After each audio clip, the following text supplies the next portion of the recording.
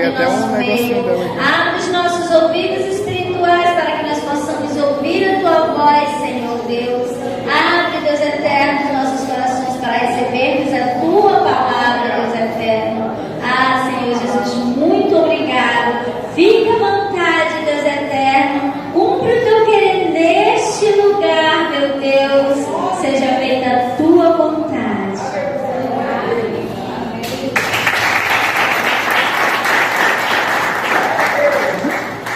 A paz, Senhor, igreja. Minha primeira vez, minha primeira pregação. Estou nervosa. Mas a primeira vez tem que estar, né? Eu vou ler aqui em Gênesis 3. Vamos começar a nossa pregação de hoje. Gênesis 3.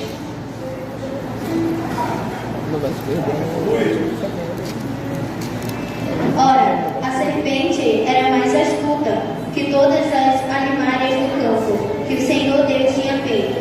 E esta diz à mulher: é assim que Deus disse: não comereis de toda a árvore do jardim. E disse a mulher à serpente: do fruto das árvores do jardim comeremos, mas do fruto da árvore que está no meio do jardim, disse Deus: não comereis dele, nem tocareis, não tocareis, para que não morras. Então a serpente disse à mulher: certamente não morrereis, porque Deus sabe que no dia em que dele comerdes, se abrirão vossos olhos, e sereis como Deus, sabendo o bem e o mal. E havendo a mulher que aquela árvore era boa para se comer, e agradável aos olhos, e a árvore era desejável para dar entendimento, tomou do seu fruto e comeu, e deu também a seu marido, e ele comeu com ela. Minha pregação de hoje fala simplesmente sobre a tentação do homem. E já dá um pouco para a gente perceber aqui só lendo esses poucos versículos, dá para perceber que praticamente a tentação de Eva levou com que o marido dela também fosse tentado. Então, naquele tempo, Deus tinha dado uma ordem: não comereis da árvore que está no meio do jardim. Ele disse que todas as árvores que estivessem no jardim, eles poderiam comer, tocar, mas da árvore que estava no meio do jardim, eles não poderiam tocar. E essa foi a ordem de Deus para Adão e Eva. Mas, ouvindo isso, a serpente, ela pegou e transformou, fez o inverso. Ela começou a falar: Deus disse isso para você, mas eu estou dizendo isso para você. Isso é verdade, isso é o que ele queria falar. Mas, aqui tem uma parte aqui que diz: e vendo a mulher que aquela árvore era boa para se comer e agradável aos olhos, e também a árvore era desejável, os nossos desejos, os nossos maus desejos, venham com que a gente seja tentado. Porque o diabo sabe o que a gente mais deseja, o que a gente queria estar fazendo, mas a gente também sabe o que a gente não poderia estar fazendo aquilo. Então ele pega e usa aquele seu desejo que está dentro do seu coração, usa contra você. Se você não estiver firme, completamente você vai cair. Mas se você estiver firme em Deus, você poderá resistir. Ou falar um pouco sobre a tentação. A tentação, na filosofia, é vista como uma prova para a vontade do indivíduo, que deve resistir à tentação para manter sua integridade moral. Para Platão, a tentação era vista como uma prova de força da alma, que deve ser capaz de resistir às paixões e os desejos carnais. Já para o Santo Agostinho, a tentação era vista como uma consequência do pecado original, que tornou o ser humano mais propenso ao mal.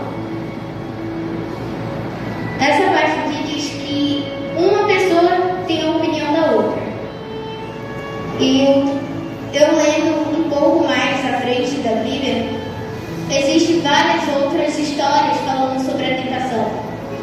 E aqui eles falam que praticamente todas eles vão falar que a tentação é simplesmente um mau desejo. É um desejo do mal que a gente tem dentro dos nossos corações. Na teologia, a tentação é vista como um teste de fé e da obediência a Deus.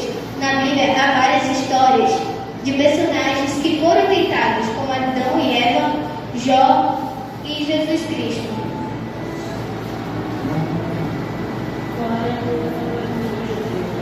Glória a Deus, aleluia.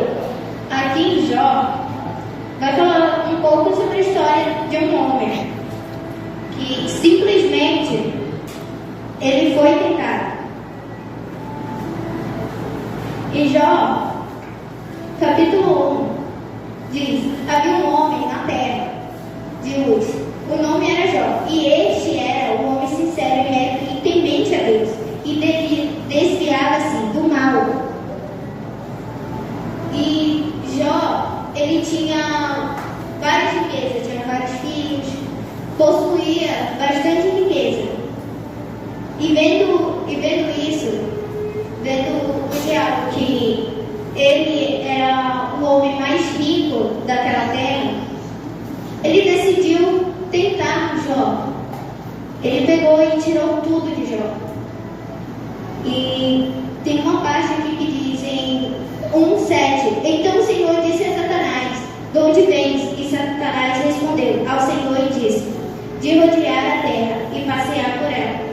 E disse o Senhor a Satanás: observaste tu o meu servo Jó, porque ninguém há na terra semelhante a ele, homem sincero, reto e temente a Deus, e desviando-se do mal. Aí Satanás responde para Deus: porventura não temia Jó a Deus de maldade? Porventura não cercaste tu de bens a ele? Nessa parte, Satanás acaba dizendo para Deus: o Senhor enche ele de bens, o Senhor faz com que ele ganhe bênçãos grandemente, e por causa disso o Senhor libera. Vai lá, tira tudo que ele possui, mas não toca na vida dele.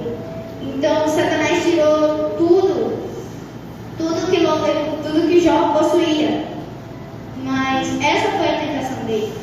A tentação dele foi que ele perdesse tudo que tinha, porque para Satanás ele achava que tudo o que Jó possuía era como se Jó fosse: Deus não fez nada por mim. Como se ele quisesse que Jó negasse a Deus. Mas mesmo ele perdendo tudo aquilo, ele disse que Jó se levantou e rasgou o manto, e raspou a cabeça, e lançou-se em terra e o adorou. No lugar de Jó negar Jesus, negar Deus, ele não negou, ele adorou ele. E nessa tentação, ele praticamente não fracassou. Ele venceu, porque ele estava firme, porque ele estava sabendo que mesmo naquela tentação, mesmo no dia da angústia, mesmo no dia da dor dele, Deus estava com ele. Em Tiago 1:13 vai dizer: ninguém sendo tentado diga, de Deus eu sou tentado, porque Deus não pode ser tentado pelo mal, e a ninguém tenta. Depois de usar a tentação do verso anterior como teste, agora Tiago usa no sentido de solicitação ao pecado, pois Deus não pode ser tentado com o mal, assim como não tenta ninguém. Tentações vêm do mal e não do bem. Ora, Deus não criou o mal, então qual a origem do mal? Aqui eu já vou entrar na origem do mal, porque a tentação vem do mal, ela não vem de Deus. Tem muita gente aí por fora que fala: eu tô assim porque Deus fez isso comigo. Eu tô desse jeito porque Deus me abandonou. Às vezes a pessoa nem para pensar que ler a Bíblia é a melhor coisa que tem. Eu falo porque eu faço isso, que nos dias que eu tô para baixo, eu pego a Bíblia e leio.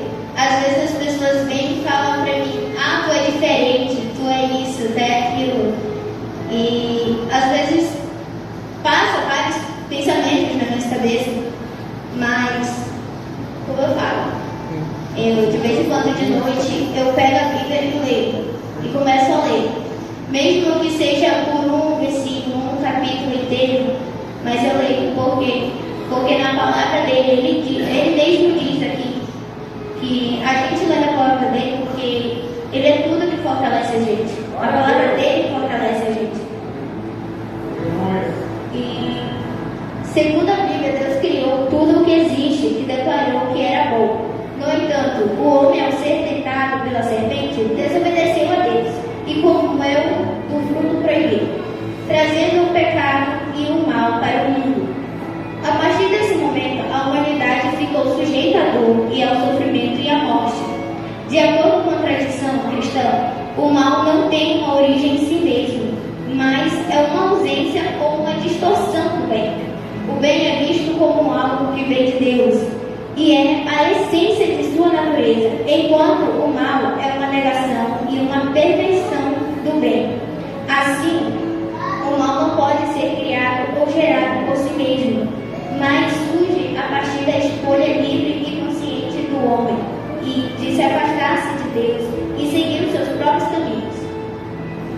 A tentação, tem gente que usa muito a tentação, a sua tentação, para fugir de Deus, para fugir da obra dele, para fugir dos princípios, da ordem de Deus dele.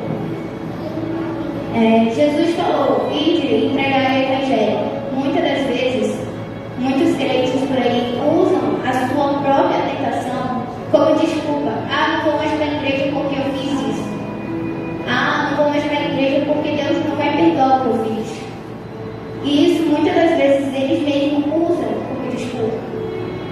Mas, o que eu acho é que mesmo a gente sendo tentado, a gente pedir para Deus perdão de coração aberto, coração limpo, numa verdade, num arrependimento, eu sei que Deus vai aceitar. E as pessoas mesmo sabem que Ele vai aceitar, mas mesmo assim elas se desviam da palavra dele e vão pelo outro lado. Por quê? Porque esse é o desejo delas. O desejo delas era já sair da presença de Deus. Em resumo, a tradição cristã é a origem do mal e a inovação do bem, que surge a partir da escolha livre e consciente do homem afastar-se de Deus. Para o melhor entendimento, precisamos voltar ao Jardim da Inocência e ir ao livro de Gênesis, para conhecermos melhor como tudo começou. Eu já comecei a pregação falando sobre Gênesis, que foi aonde começou, foi no capítulo 3. Que começou sobre a tentação. Foi a primeira tentação do homem e da mulher. Foi em Gênesis 3. Foi no jardim do Éden que aconteceu a primeira tentação e a primeira queda. A tentação e a queda do homem. Ora, a serpente era mais astuta que os animais do jardim, que o Senhor Deus tinha feito. E esta diz à mulher: é assim que Deus disse: não comereis de toda a árvore do jardim. Nessa passagem somos apresentados à serpente, que seduz a mulher com a promessa de que ela e seu marido poderiam se tornar como Deus, conhecendo o bem e o mal. A partir do momento em que a mulher cede à tentação, começa um processo da queda que afetará toda a humanidade. O pecado se tornou universal, mas ela também sabia da palavra dele.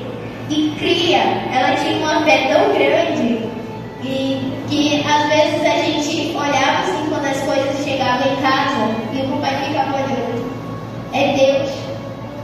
Por causa da tua palavra, por causa da tua fé, Deus fez com que Ele nos ajudasse. E às vezes, mesmo diante das nossas tentações, às vezes a gente pode lembrar de Deus. A gente pode lembrar da palavra dele. Jesus também foi tentado. Mas ele conseguiu passar. Ele conseguiu passar pelaquela tentação. No Evangelho de Lucas, revela uma das estratégias que Satanás usou para enganar Jesus. E acabando o diabo, toda a tentação ausentou-se dele por algum tempo. Lucas 4,13.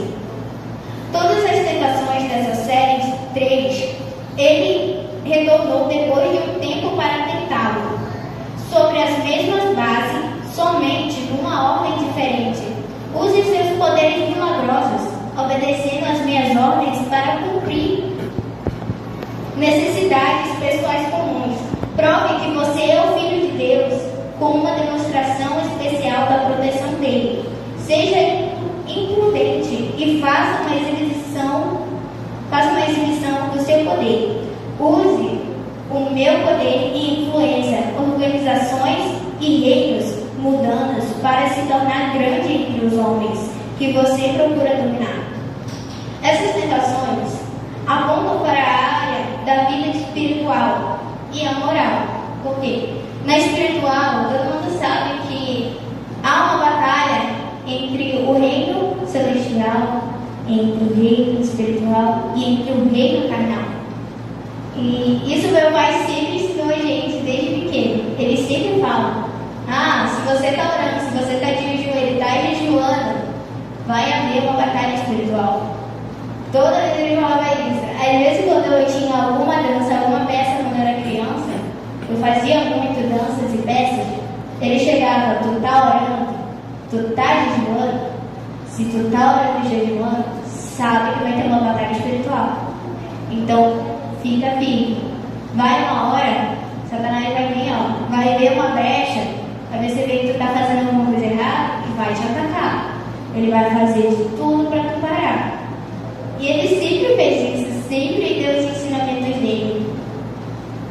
E essas tentações apontam para a área da vida espiritual e moral. As tentações que Jesus enfrentou no deserto foram uma luta contra a tentação do poder e da satisfação pessoal e do prestígio. Elas representam as tentações mais básicas e universais que a humanidade enfrenta em sua jornada espiritual e moral.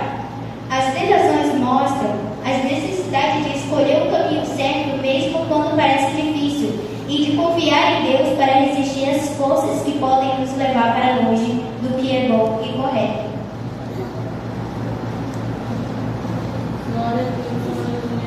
Glória a Deus, aleluia. Na Bíblia também fala que em Gálatas 5:16, digo, porém, andai em espírito e não cumprireis os seus maus desejos. Nessa página também eu peguei e botei na meditação, porque a tentação ela é simplesmente um mau desejo que está dentro do nosso coração. Em Gálatas fala sobre as obras da carne e os frutos do Espírito. Os frutos que a gente dá quando a gente está em espírito. E as obras que a carne comete quando a gente começa a alimentar ela. Eu vou deixar de ir para o culto porque eu vou para ali. Eu vou jogar bola, vou esquecer a célula. Eu vou jogar videogame aqui com os meus amigos na casa de um amigo meu, não vou para o culto. Eu tenho que ir para um aniversário, então não vou para o culto de domingo. Às vezes essas pequenas coisas acabam alimentando a nossa carne e deixando o nosso espírito fraco. E como o espírito fica fraco, o diabo já começa a perceber. Ele já abriu uma pequena brecha. Já dá para mim ir lá e tentar ele. Ele fica pensando isso. Ele fica ao redor da gente. Qualquer coisa que a gente faz, mesmo que seja pequena, ele vai lá e olha. Abriu uma brecha. Já está ali, Então eu vou lá e vou tentar ir mais um pouco para ele ir mais. E nesse ir mais, ele vai cada vez mais tentando a gente cada vez mais vai alimentando a nossa carne e vai esquecendo do Espírito Santo de Deus. Glória a Deus. As tentações mostram a necessidade de escolher o caminho certo, mesmo quando parece difícil de confiar em Deus, para resistir às forças que podem nos levar para longe do que é bom e correto. Elas servem como um exemplo de como podemos superar as nossas próprias tentações e permanecer firmes em nossos valores e crenças.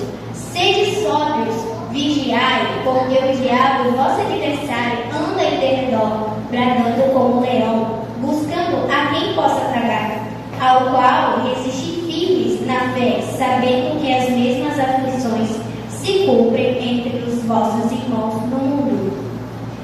É um pedaço que eu peguei, porque também complemento em Gálatas.